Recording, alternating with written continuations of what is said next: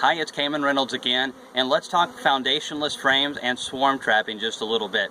We're going to get into this colony. We just moved it over here a couple weeks ago from one of our swarm traps, and I said in our swarm trapping video we don't have time for that. It's not fully true. We do stick them at places where we frequent often, like my parents' place, my brother's place. I put them near our bee yards, just in case we accidentally send one off. We hope to maybe get a chance at catching it. We shouldn't let them leave the boxes anyways. However, this was one that came into one of our swarm traps that we were just, we had one of my brothers that was really small, and this one went in another yard, and it was only about 3 frames of bees late into fall, and there's just no way that this thing is going to survive on its own. However, here we are, the fourth day of April. Can't ever keep track of anything. And let's take a look at it. Alright.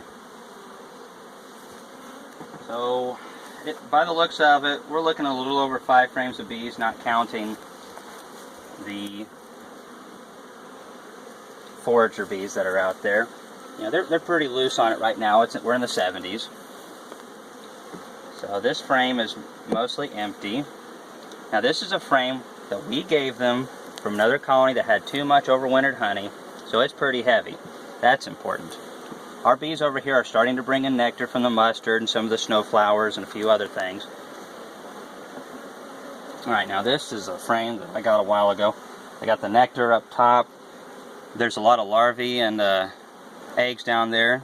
Got some black looking bees in there. Now see, this is not a foundationless comb.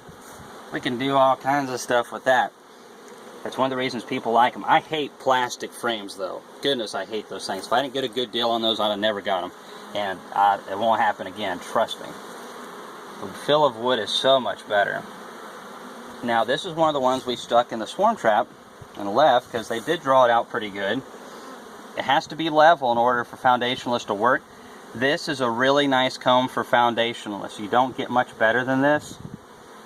The problem that we have with foundationless is you end up with a lot of drone combs. And I'm speaking from drawing about 1,000 or so of them out. So I tried it really hard for a while. This is not going to work in your extractor unless you wait about 3 to 5 years and take it still really easy on it. And look at that. This is in its 2nd year. And if we were just to lean this down at an angle like I did that one, it'll eventually fall off, especially in hotter weather. Right now it's a lot stronger than it would be if it was around 100 degrees or 90 degrees or whatever. That looks pretty darn good right there. There's no way though these bees would have survived without us feeding them going into winter. And then we helped them out a little bit this spring, moved them into our equipment. And the bees' needs and our needs are very different. And here's another foundationless comb. Now the first few that they draw typically are much better as far as worker to drone comb relation, because early stages they just need to make young bees, worker bees that are going to help them bring in resources, build more comb. Drones are not going to do that.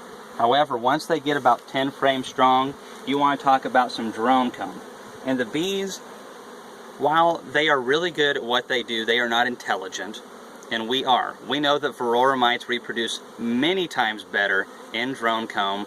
We also know that feeding them a little bit is going to help them to survive. These bees right here, if they would have had an intelligent mind, they would have not swarmed when they did. It was a terrible idea. But bees react off of stimuli, and so in fall, get out of the way, bee. You're messing up my shot. Tell you what, these bees are always photobombing me. I got lost my track of where I was. Alright, so these bees react off of stimuli. So in fall, when they're getting really beefed up and they have some nectar coming in and they run out of space because nature sometimes gives them a really small cavity space, really small tree area, whatever, they feel cramped, they're running out of space, they swarm whether it's late in the year or not. We caught them, we helped them along, and now this colony is going to survive and do pretty darn good. Probably won't make much honey extra this year, but it's just fun to have. So if you get in these situations, just maybe give them a little feed, help them out. When it comes to foundationless, you can do it.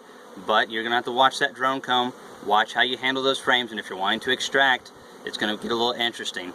Thanks for watching our video, and if you have any questions and comments about this swarm and foundationless stuff, you know where to leave them.